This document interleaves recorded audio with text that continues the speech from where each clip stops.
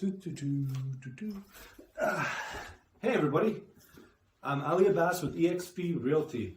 I'm here today and excited to talk about one of my favorite books of all time. This book is called Getting Things Done by David Allen. It's an amazing book. It's changed my life. I use the principles both digitally and physically. Basically, get stuff out of your head and put them somewhere you can trust. It teaches you how to not use your mind as a storage device to get and buy cat food, or to do this and to do that, or to do, all these hundreds, if not thousands of things that are running through your mind. This book will teach you how to take that thought, have it once, and then action that thought by putting it somewhere that you're going to recall later. He recommends reference folders be alphanumeric, so A to Z. Don't complicate it. Don't make it anything other than what that simple method is. Don't make it a subcategory then alphanumeric. No, just make it alphanumeric, A to Z. If that insurance is for property on 123 Anywhere Street, then A under Anywhere Street would be the property, and then all the documents related to Anywhere Street would be in there. So that's how the alphanumeric reference system works. It is probably the most powerful message this book has is the 2-minute rule. So if you look at it, and it could be done, whether it's an email, a call, a text, an action item. If you could do that action item in 2 minutes, then you just do it. Doesn't matter what it is. You would be surprised how many really important critical loops that you have in your mind, these actions, these inbox items that you harbored, are just a 2-minute thing. So yeah, you've got the inbox, you're checking it, you've got the no. If the answer is yes, 2 minutes. If it takes more than 2 minutes, you delegate, or you defer. So learn to operate with a singular inbox methodology, project-based, and understanding if something is actionable, then you deal with it. You'd be surprised that the majority of the things in your head are just reference material. And then you do, or you delegate, or you defer. By delegating is waiting for you. Okay, it's someone else's responsibility, so put it in the delegation section and deal with that.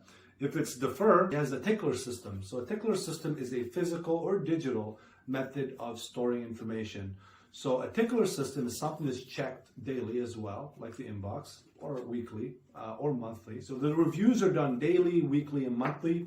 I like the way he breaks things down by altitude. The beauty about David Allen's system is he gives tasks and to-dos context. So at phone, at car, at things. So every time you're doing a task, you're supposed to give it context. Just context. You filter by context, time, energy, and priority. There are so much gold nuggets in this book, in the whole method. It becomes a lifestyle. And the nice thing I like about David Allen's techniques and method is he focuses on next action. So every time you do a to-do list, it's what's the next action? What's the next action? What's the next action? It's always in next action mode. Not what do I need to do? No. What's the very next action required for me to get a completed version of that task, right? So when you're doing your task, you do one task at a time, not 50 tasks at the same time. When you're doing the one task at a time, you always need to think about in his methodology, which is what's the next step? What's the next step? What's the next action?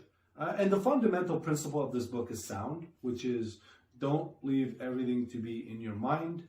Clear your mind, have a clear mind, and then create methods and principles and systems to manage those thoughts that are cycling in your mind. So far, he's pretty much the best person I've seen on this topic. It can change lives. His principles are time-tested, meaning he's been around for a while.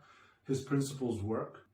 You don't need to use all of his principles. You can use some of his principles, and they work digitally and physically. So there's a lot of systems out there you can use to leverage this digitally. Calendar-based, leveraging your calendar so that you can, things need to be done today, you do them today. And the context with the inbox and the list and the references. So yeah, there's a lot. There's worksheets on the cheat sheet here. So whenever I forget something, good stuff here, always have a collection tool nearby, which is what I do. Use only your inboxes as your inboxes. Don't use them as your briefcase or your your house, don't use these inboxes as your storage facility places. Still learning these processes. Use your calendar only for things that absolutely have to get done by that day. So don't use your calendar as an inbox or a thing. It's what needs to be done that day only. List actual very next actions, not vague, undoable stuff or projects in the sky. It helps you differentiate between a project and a to-do. And what's the difference between the two? Like a project is a multi-step thing.